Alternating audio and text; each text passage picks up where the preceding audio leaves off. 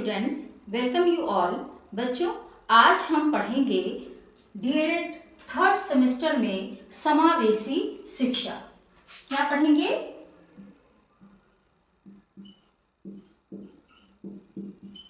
समावेशी शिक्षा, ठीक है, जिसको हम इंग्लिश में क्या कहते हैं? Inclusive education. तो देखिए बच्चों, समावेशी शिक्षा ये आपका डीएलएड थर्ड सेमेस्टर का कोर पेपर है और इसमें हम क्या पढ़ेंगे? देखिए, जैसे कि शब्द से ही समझ में आ रहा है, इसको हम अलग अलग करते हैं। सम, धन, आवेश।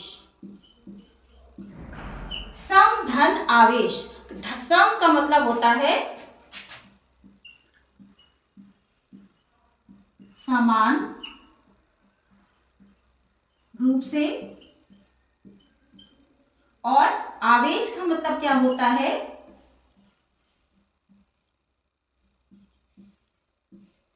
शामिल करना, या आप कह सकते हैं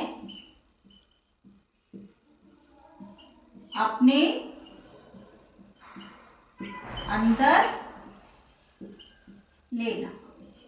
ठीक है, तो जैसा कि शब्द से समझ में आ रहा है, सम का मतलब समान रूप से और आवेश का मतलब है शामिल करना या अपने अंदर लेना, अपने भीतर ले लेना, खुद को किसी को भी अपने अंदर समा लेना।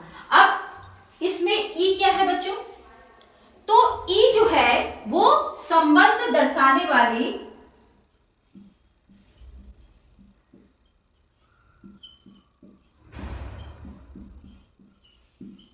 संबंध दर्शाने वाला क्या है? प्रत्यय है, ई।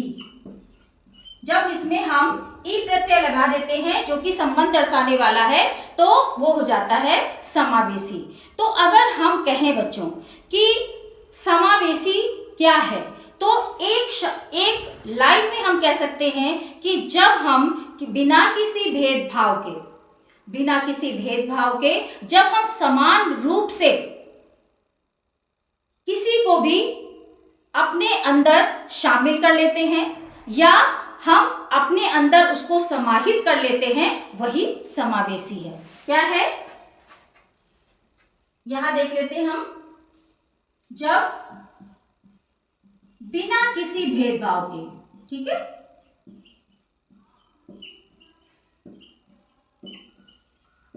बिना किसी भेदभाव के जब हम क्या करते हैं बच्चों? किसी को भी बिना किसी भेदभाव के समान रूप से, क्या होना चाहिए? समान रूप से, इसको मैं हटा रही हूं, समान रूप से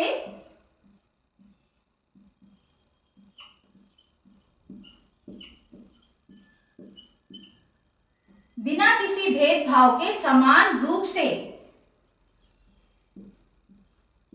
अपने अंदर शामिल कर लेना,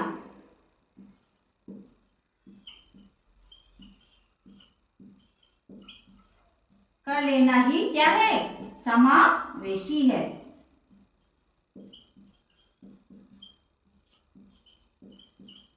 आई होप आपको समझ में आ रहा होगा कि समावेशी क्या है। अब देखिए बच्चों, समावेशी का अर्थ तो हम समझ गए कि समावेशी का मतलब होता है कि बिना किसी भेदभाव के जब हम किसी को अपने अंदर समा लेते हैं। इसी का क्या है? समावेशी शिक्षा। जब हम बिना किसी भेदभाव के किसी भी बालक को जब शिक्षा प्रदान करते हैं, तो वही हमारी क्या है? समावेशी शिक्षा। क्या है? समावेशी शिक्षा।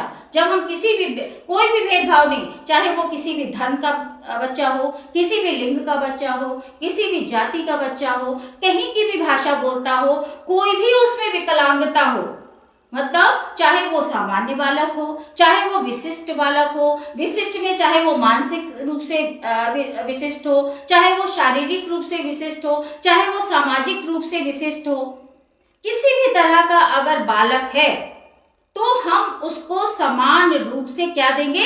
शिक्षा देंगे।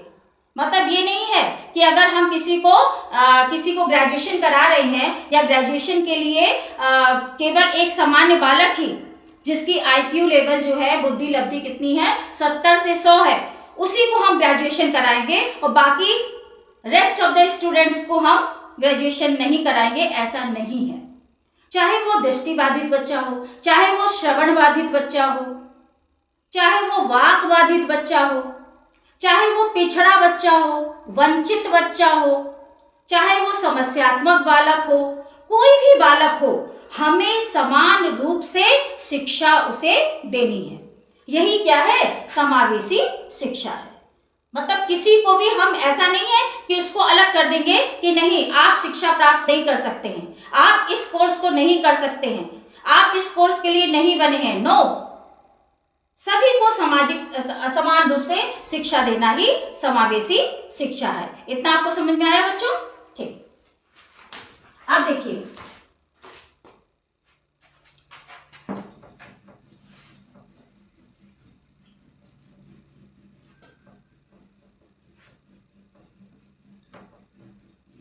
सबसे पहले तो देखिए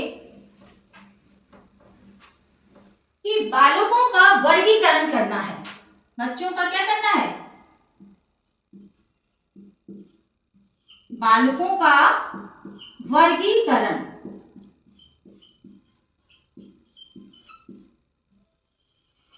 ठीक है, अब बालकों का वर्गीकरण कैसे करेंगे? देखिए, जो बालक हैं वो 2 प्रकार के होते हैं। ठीक है, एक हमारे होते हैं सामान्य बालक और दूसरे होते हैं विशिष्ट बालक। अब देखिए, सामान्य बालक क्या है? सामान्य बालक का मतलब होता है बच्चों कि जिसकी आईक्यू लेवल, जिसकी बुद्धि लब्धि 70 से 110 हो। ठीक है, जिसकी बुद्धि 70 से 110 हो, वो कौन से बालक होते हैं? वो सामान्य बालक होते हैं। और विशिष्ट बालक में क्या है? तो देखिए, हमारे जो सामान्य बालक हैं उनको तो कोई प्रॉब्लम ही नहीं है, उनको तो हम शिक्षा, किसी भी प्रकार की शिक्षा प्रदान कर सकते हैं। लेकिन यहाँ बात हमको विशिष्ट बालक की आती है, हमें इसके बारे में ज्यादा पढ़ना है, हमें इसके बारे में ज्यादा समझना है। तो देखो, विशिष्ट बालक में हमारे देखिए मानसिक रूप से विशिष्ट हो सकते हैं वो,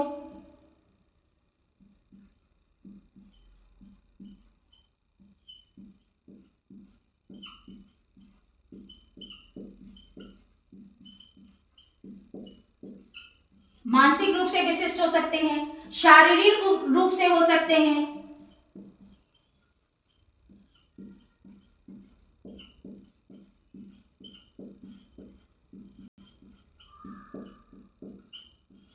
सामाजिक रूप से हो सकते हैं,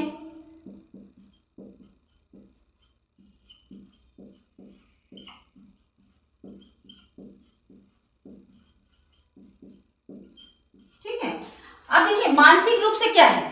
अगर हम मानसिक रूप की केवल बात करें तो मानसिक रूप से अगर मंदता की बात करते हैं तो देखिए, इसमें जो है हमारे मानसिक में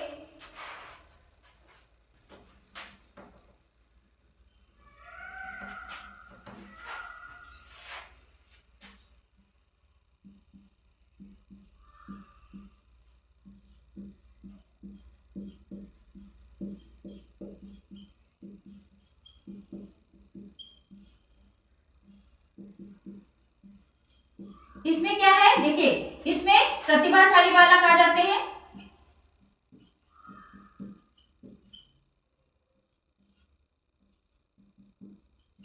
जिनकी आईक्यू लेवल, जिनका बुद्धि लब्धि कितनी होती है? ऑब्वियसली 110, मतलब 70 से 110 तक तो सामान्य हो गए, 110 से ऊपर वाले। ठीक है,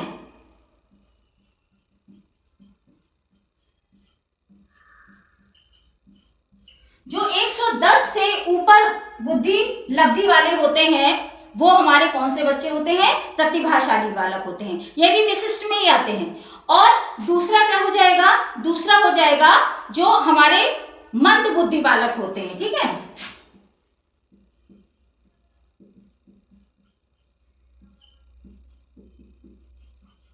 तो इनका आईक्यू लेवल कितना होगा, जब सामान्य का 70 से 110 है तो 70 के नीचे वाले सारे इसी में आ जाएंगे, 70 से नीचे वाले, नीचे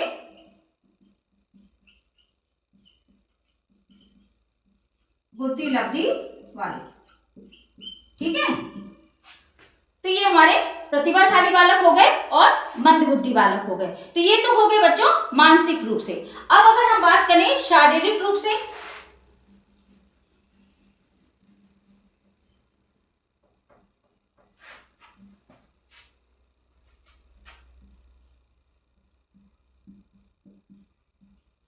hello students, welcome you all. बच्चों, आज मैं डीएलएड थर्ड सेमेस्टर में पढ़ाऊंगी समावेशी शिक्षा, पिछड़े हैं, इंक्लूसिव एजुकेशन। विकलांग बच्चे ही तो होंगे। शरीर से अगर कोई पिछड़ा हुआ बच्चा है तो वो किस श्रेणी में आएगा, विकलांग भी, विकलांग बच्चे। अब विकलांग किस तरह के, एक तो श्रवण बाधित हो जाते हैं। और आज का हमारा टॉपिक क्या है, श्रवण बाधित बालक। दूसरा क्या हो गया, दृष्टि बाधित,